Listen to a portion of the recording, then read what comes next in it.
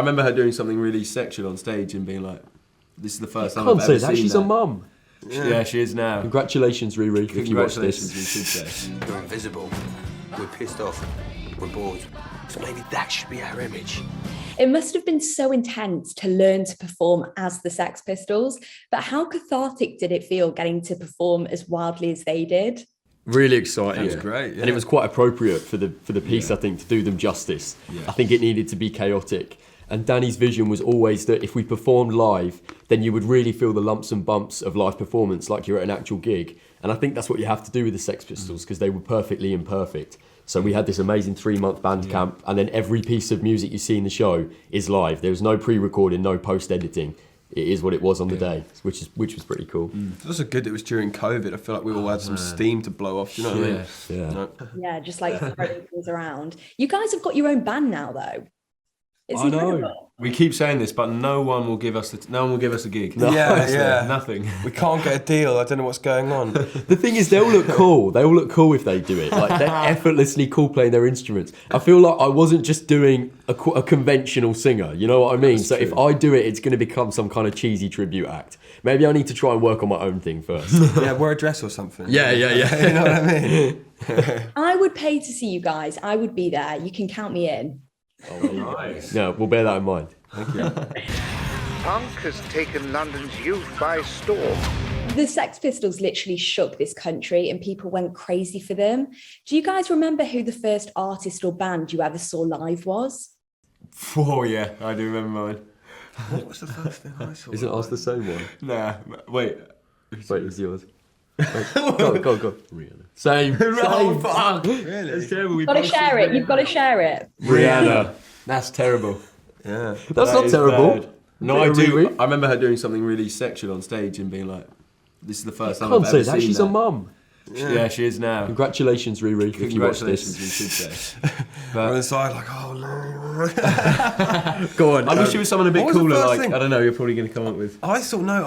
I think the first thing I remember seeing, my dad took me to see this like sort of semi-legendary like local band who were called the Hamsters, who used to do these like these. I love the Hamsters. Yeah, really? No. No, I was sure going they're to say, great. yeah, and they used to do like Hate them. Hendrix covers and like Deep Purple covers and stuff. That's I, wicked. I remember seeing those guys. I can't remember. It's weird when you get really young. Like whatever came first is. I thought you'd have a really cool one. Yeah, Jacob yeah. has an incredible musical knowledge. Yeah, my first gig was Led Zepp at Madison Yeah. Square Garden in 1973. It was Yeah. amazing, yeah, man. No, I can't really remember, to be honest. What was Sorry, your that's a bit first shit. gig? Mine was Kylie Minogue. Oh, You're sorry. Rihanna is cool. Rihanna is cool. Okay. I Yeah. think Kylie's cool. Definitely. No Rihanna slander here. She's the best. No. She's the queen. I take that back. Yeah. Ladies and gentlemen, the Sex Pistols. David Bowie meant so much to Steve when he was growing up. Which actors have you always really looked up to in the industry? Oldman. Gary Oldman. Yeah, he's my favourite actor. Sir Gareth Oldman. Sir Gareth Oldman. What about you guys? Recently, Stephen Graham. I just can't get over how Oh, yeah. intense he is. I find him fascinating Yeah, to watch. I mean, mine was because like I'd never thought I was going to be an actor till this job. I like a lot of the old guys. I like Brando. I like James Dean. All those kind of the classics. I like those guys. But just I guess the ones everyone knows. I mean, people like Day-Lewis and like Yeah. Christian Bale and stuff. It's Christian just Bale, yeah. he's Their, up there. their commitment to what they're doing is Yeah. next level, isn't it? And the ones Danny's worked with is pretty cool. Like, he worked with Cillian Murphy really early on in his Yeah, career, and Ewan yeah. McGregor, obviously, Yeah. and Dev Patel. All these Yeah. guys when they were really early on, and look what they've all gone to do. That's pretty cool. That is pretty cool. Yeah. Do you reckon that? Maybe we'll follow suit. Yeah, maybe. We'll see. We'll be the We'll exception see. to that rule, maybe. Yeah, we'll end Danny's career. What happened to those guys? What did they end up doing? Manifesting you guys working with them. Okay, Yeah. love that. Growing up in the 70s was obviously so different to what it is now. What's something you'd love to bring back from the 70s? Branston pickle being the go-to condiment. Velvet flares. That is rough. Yeah. Nice. The Sex Pistols wouldn't have liked that. No. But I remember seeing a picture of my dad at uni in like purple velvet flares with like silver like stars and moons on them, and I was like, That is amazing. That's cool. Very Bowie. Yeah, I man. love that. To be fair, fashion in general, some of the stuff we got to wear was so cool. Yeah, So that's cool. true. Better music as well. Yeah. Yeah. Or just pop music was insane. Like I was looking at the charts the other day. Like the actual popular music was so good.